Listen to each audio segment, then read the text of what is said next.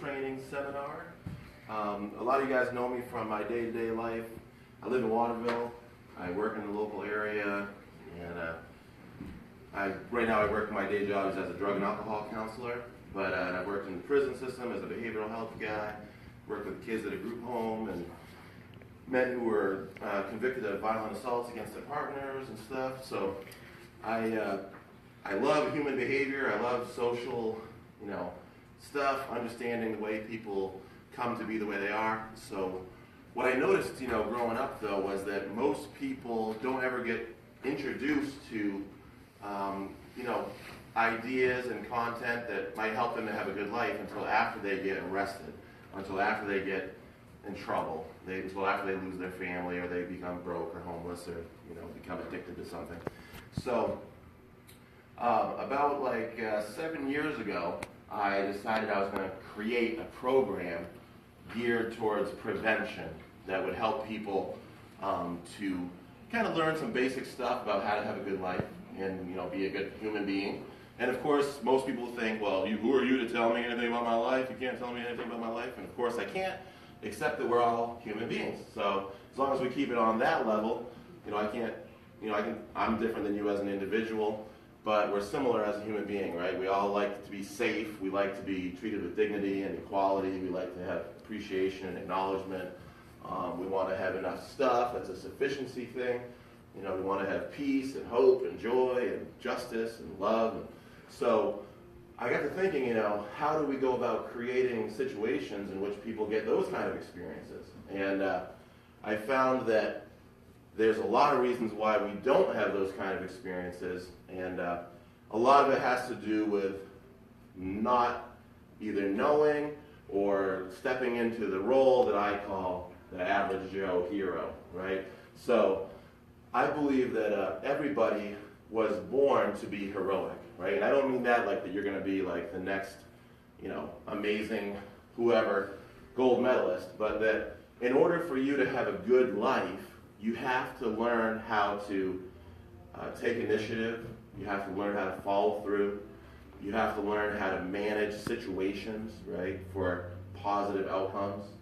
And you have to be able to advance progress towards a goal despite obstacles and opposition, right? So those are all traits of someone that we call a hero. And so I want to give you a little bit of spend a few minutes kind of giving you an introduction to the concept of heroism. So in my part-time, I think of myself as a heroism educator. And we're going to have some speakers to give you some examples of what I mean by the hero's journey. So I believe that everybody in here is on a hero's journey or has been on thousands of them in your life. And the reason for that is because a non-heroism way of saying it is that the hero's journey is a problem-solving process.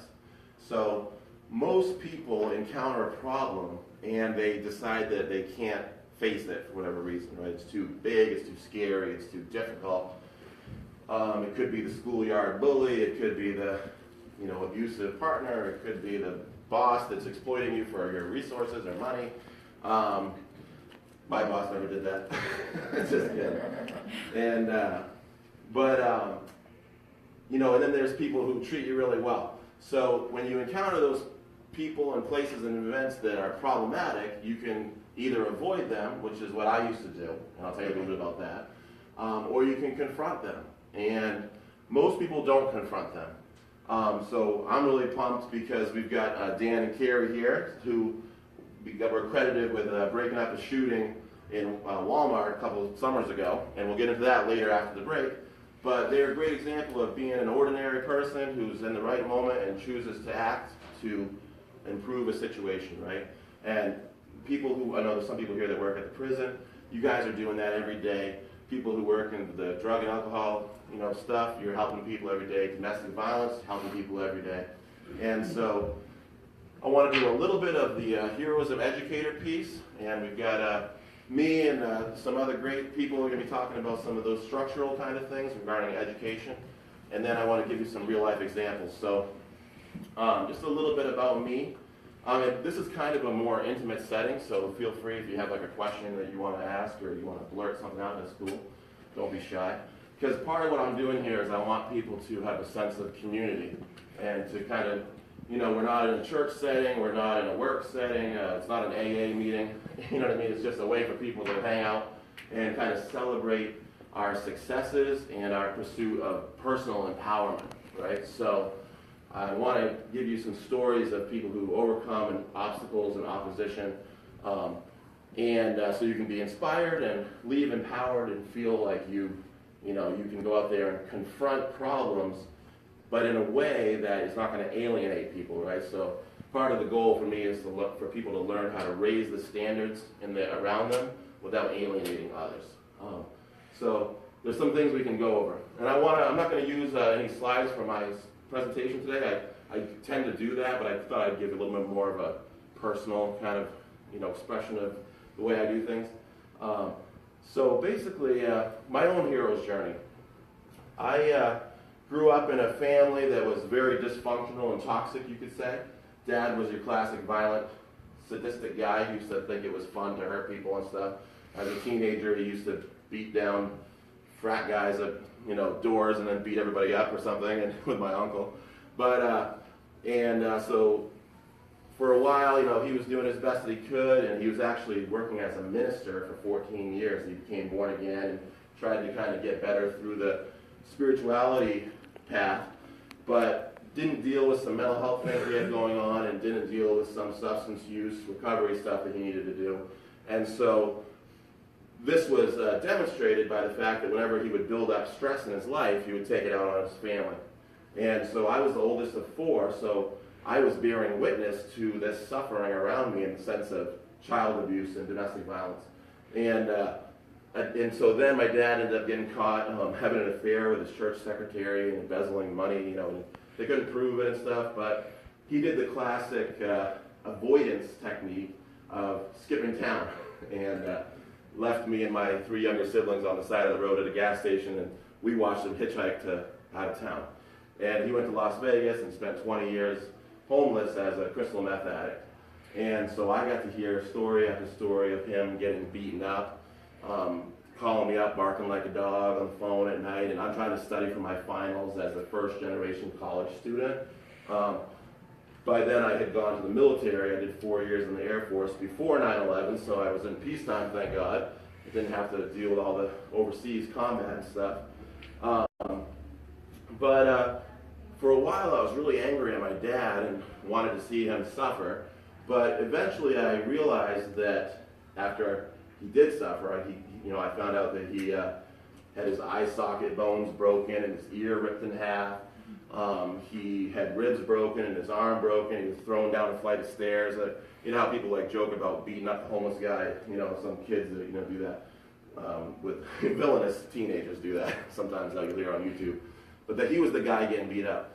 And so eventually I was begging, God or the universe or my higher power, whoever, to just leave him alone, But it eventually dawned on me that Dad wasn't coming back. And I realized that one thing was happening for my dad was that I had, that he didn't have, was I had people talking to me about what's a coping skill, how do you deal with stress. And he never did that. So at one point, me and a family member tried to bring him back to Maine and rehab him and get him off drugs and stuff. And we took him to the doctor, and he said, the nurse said, what do you do for coping skills? And he said, what's a coping skill, right?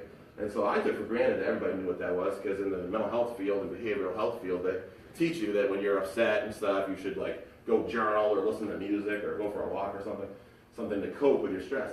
But what it revealed to me was that this guy who was 56 at this time had lived his whole life never being taught a single thing about how to take care of himself, about how to manage a situation, and obviously he never got taught how to love someone and demonstrate care for others in a relationship with a woman in that case, or towards your children. And although he was very proud that he had said that he loved us, because his dad never said that to him. So I kind of looked at this, and at the time it was kind of too late. Can't teach an old dog new tricks, they say. And so he wanted to go back to Vegas, and he ended up dying out there of alcoholism and liver failure back in 2014. So it's a very sad story. And in addition to that, I grew up with child abuse and stuff, and witnessing domestic violence and experiencing my dad's physical violence. And so I, had to deal with the emotional and mental health challenges that come with that, right? And so what I used to do in my early 20s is what they call trauma-related alcohol abuse.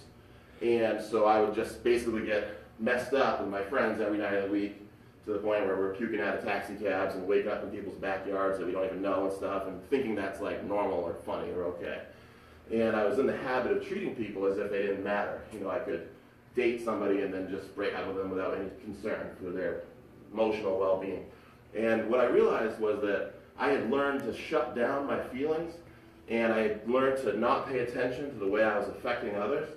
And I learned that growing up with my dad, because it was too dangerous to be honest about how you felt, because he might hurt you if you did. And it was too painful to really talk about it. So I started to work on myself, and eventually I stopped drinking in that kind of alcohol abuse kind of way, where I could go without it. And I ended up quitting smoking cigarettes too, actually, and whatever else, because I found that I was typically using those things when I was upset. And when I was stressed and angry at my dad and depressed and hurting and stuff. So instead of using those substances to make myself, manage my emotional and mental psychological pain, I started to confront things. And the first thing I confronted was my dad. And I said, you know what? All I ever wanted was for you to say you're sorry. And he said, why don't you go cry about it to the Air Force? And so he did not receive my message, right? And so I think I swore at him or something, F you, you effing this or that. And I went outside and I cried my eyes out. But I got all that energy out of my system, and I realized that in that moment I had taken my personal power back from my dad, who, by the way, I love and has a lot of great traits as well. All the things that I'm doing right now, he was able to do too. As far as speaking, and he had a good rapport with people. And I wish that he could have learned the things that we're going to be talking about. That you have the power to change things, and that things don't have to stay effed up and messed up in your life. And no matter how bad you think you've done, you have a choice every day to wake up and decide who you're going to be, right? In your story, that's kind of what this is about. So, so all that kind of wraps up into. I barely made it through college. I didn't graduate. I had to go through this fake graduation because I ended up homeless with the drinking piece, sleeping on my buddy's couch. And sort of my rock bottom was when one day I came home and my roommate said, I said, what are we having for dinner tonight? And he ripped open a trash bag and said, we're having wasabi beans for dinner, because they had gotten them out of a dumpster. And I didn't have any food or money. And so, because I was blowing it all on partying and stuff, and avoiding my problems, right? So one day in Ohio, back in 2006, I lost my apartment because my roommate kicked me out for not paying rent, and my girlfriend broke up with me because I wasn't addressing a problem the way she thought I should, and I wasn't. I was avoiding it. Also, I was a pizza delivery driver at Papa John's, and my car burned down that day because I hadn't taken good care of it, and some fuel line burst or something. And so I lost my job. So I managed to complete an entire country album track in that one day. And you know what I thought I was going to do? I'm going to go back to Maine and live off my family, and they'll take care of me when I'm 32 years old or whatever. And so there was that avoidant, addict behavior, even though I wasn't into drugs, and so to speak, like opiates or anything, I still had some of those addict behaviors, and so did my dad, and so when I got back to Maine, I did the same things I used to do, and I ended up kind of wrecking stuff with my family, and fortunately I found my way down to Bath, Maine, to my buddy Andre's couch, who's back in the back there, and he took me in, and I slept on his couch for, I don't know how long, like 6 months or something, and I went to when I was down there after a couple days, basically I got myself on my feet, but I went down to the Bath Public Library, and I was sitting on this bench, and I basically said in a notebook, so the thing I'd always said, which was, the devil did it to me. Like it wasn't me that did this stuff, it must have been the devil trying to ruin my life just like he ruined my dad's life. Because growing up, I had sort of been indoctrinated with that whole good and evil piece, which I still believe in to some extent, but now I see myself as having way more influence over my own circumstances than the devil might have. But, you know, not that he's not out there, or she, or whoever. But, so basically, I said, you know, what could it have been that wrecked my life if it wasn't the devil? And this answer came to me that it was me having an avoidant problem-solving style. That I had habitually demonstrated a pattern of avoidance, whether it was with my girlfriends or friends or bosses. If a boss pissed me off, I just quit. And so I went through like 20 jobs, you know, and I worked all kinds of different places.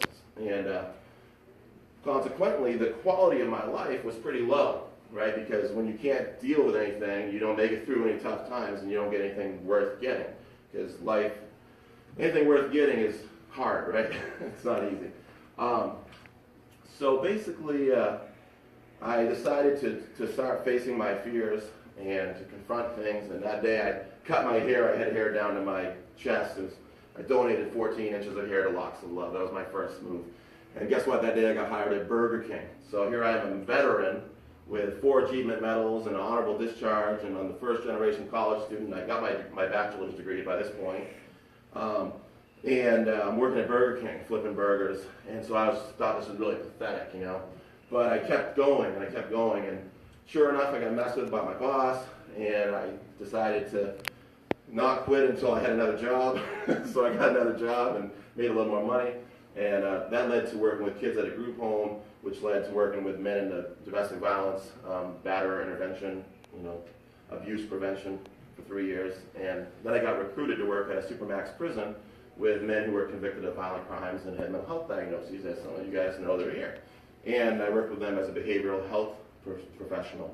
And so that's sort of where I came to, and I realized that whether you're homeless or you're an inmate or you're a batterer, quote unquote, or you're a victim of DV, everybody benefits when they learn how to be a hero for themselves, right? So that's kind of what's weird or different about my thing is a lot of people talk about heroism as selflessness. What can you do for others, right? And it's kind of narcissistic and arrogant to think of yourself as a hero. And so what I want to hopefully change in the world is for people to understand that this shouldn't be quite as scary as it is. Because really, if you think about it, you probably ought to be scared of like terrorism and abuse and racism and stuff, but you shouldn't be scared of like being your best self, right? And having a good life. So who taught you that it's bad to be good? That's what I first want to ask people. Where did we get the idea that you shouldn't be a hero, right? Or that it's a bad thing? Or especially bad to say you are. And I tend to think that people have sort of a collectively low self-image, and we need to raise that. Because, so a little bit about what heroism is not. Heroism is not being judgmental, it's not being arrogant, it's not being narcissistic. It's not labeling other people, right? But a lot of what I did is I came up with some character stuff, concepts. I like to look at movies and TV so that you guys can have a map for the territory in your life. So when I run into like all these different people in my day job, and let's say I see a man and woman mistreating each other. Maybe the woman is getting hit or something. Well, 100 people walk by, but guess what? They're not all bystanders, right? Some of them are different types of characters who don't intervene for different types of reasons, right? And if you can understand what those reasons are, then maybe you can engage them around that and say, hey, you know what, I noticed you didn't do anything. Is it because you're scared or you just don't care or you think it was good that they did that or, you know, any number of other things. And so it's not meant to be judgmental. And so it's also not a religion or a replacement for any kind of spiritual path or anything. I personally think that it fits in great with philosophies around spiritual journeys and stuff. Because I think that God wants me to be heroic. You know, I don't even go to church, but that's what I think. You know, I believe in that. And that if there is a cosmic battle between good and evil, then I definitely want to be on the good side because I want to have a good life. You know, but you totally don't have to be in that same kind of value structure to be a hero. That's kind of why I made it.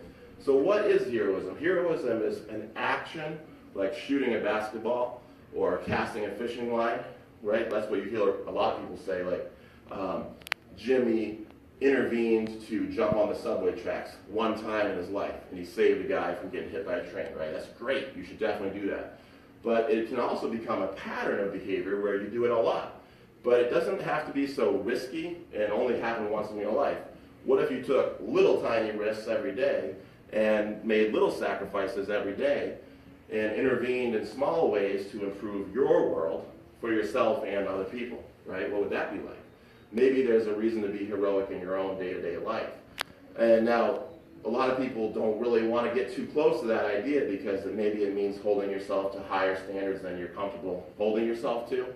And that's okay. You might not be totally ready to get on board with that. But if you can get more comfortable with that and realize it's not as threatening as it might sound, then you'll find that when you face a problem, whatever it is, you want to ask that girl on a date, or you want to ask your boss for a raise, or you're just not sure if you feel comfortable being around somebody that doesn't look the same as you, you'd be willing to step into that vulnerability of taking a social risk. You'd be more likely to do that.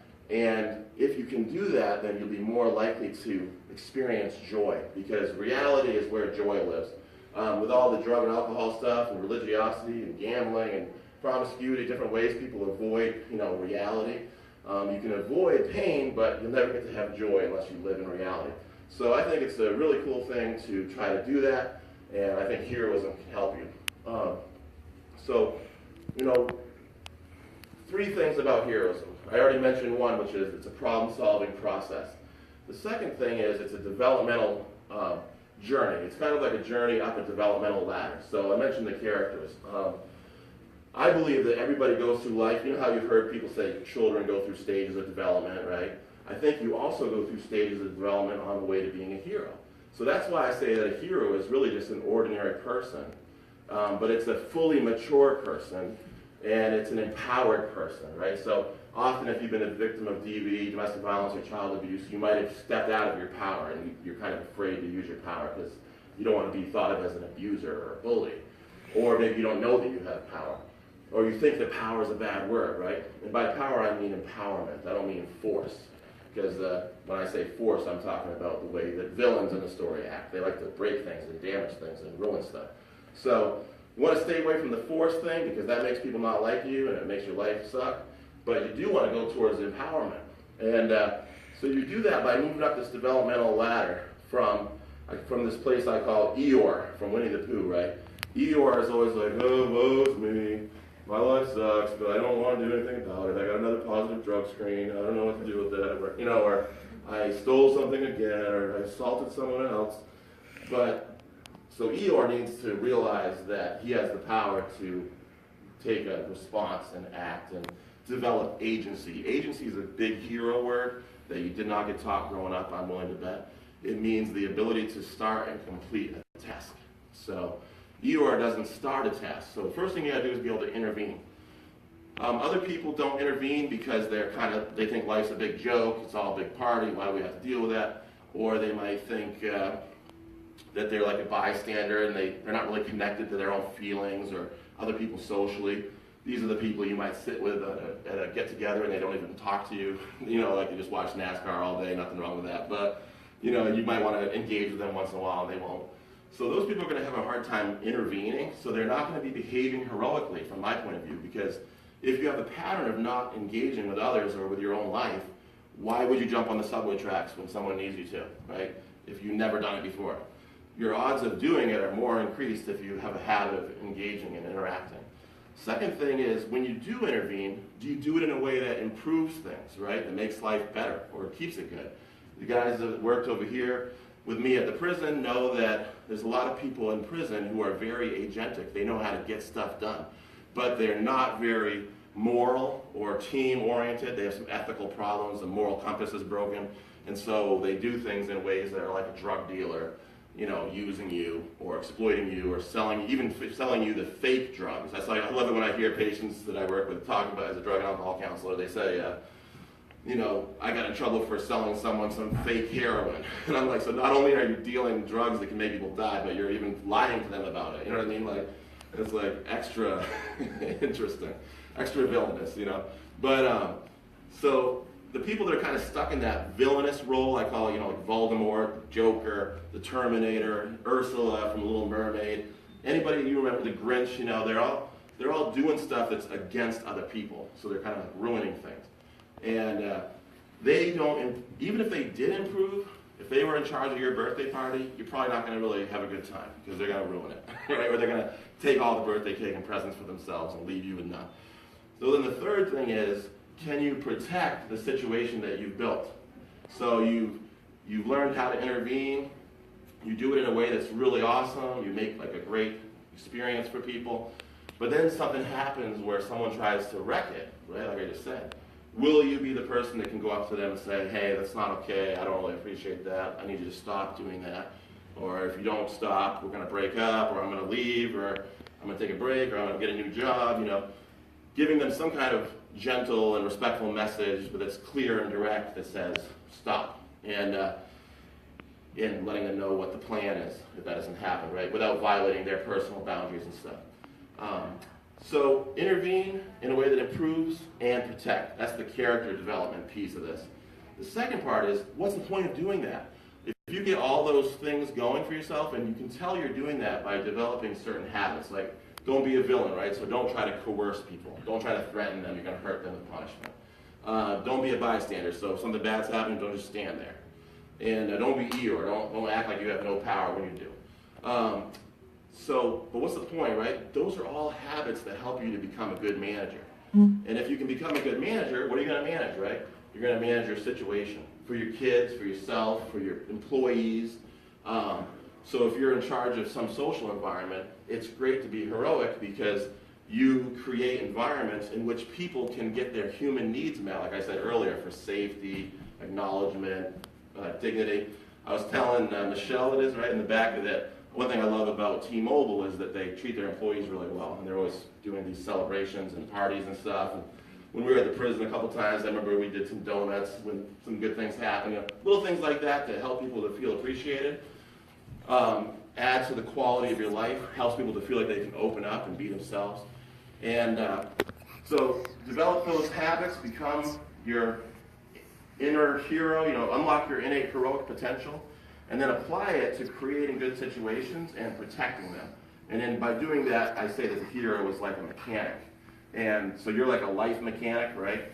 And what you're working on, I call it the happiness machine. You're creating social ecosystems or social environments in which the people who live there can be well as a human being, and they can also do well as an individual because they're permitted to pursue their goals, right? Because you're not threatened by that. You don't get envious when people start doing well because you want people to succeed. That's part of being heroic, is that because not wanting to see people successful is another whole character problem, right? It's competitive rivalry. It's being a kind of a hater. And so those are things that can threaten your ability to unlock your best life.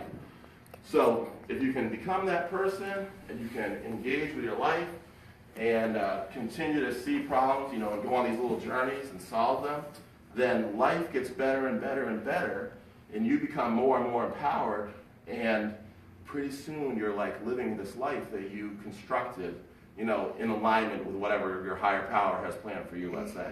Like for me, I started working on this heroism stuff before anybody was talking about this. And I called it life management. I started a life coaching thing. And guess what? A few years later, I met this guy named Matt Langdon who had started a hero construction company, and where he taught people to intervene and not allow bullying to happen in their school. Well, so I emailed him. I went out of my comfort zone. I said, wow, Matt, you live in Australia. I live in Maine. I love your stuff. I want to be like you. I want to be a heroism educator. And he said, what a coincidence. I'm starting a heroism conference. It's the first one in the world, 2013. You should come to it and do a workshop. And I said, oh my God, I will. And so I went, did that for 2 years, and I ended up getting promoted. I went on the stage in 2015. 2016, I got invited to the world's first academic conference on heroism, started in Australia by this woman named Olivia Efthimiou, PhD in heroism science. It's like a new thing. Coincidence, right? So life was kind of matching up with my dream. And now I'm going back there next year, and she's paying my way. So I paid like $3,500 my first time, thinking, you know, I'll have a dream and maybe this will work out. But I'm kind of screwing my family over in the process. And now it's paying off because I'm going back and she's paying for it.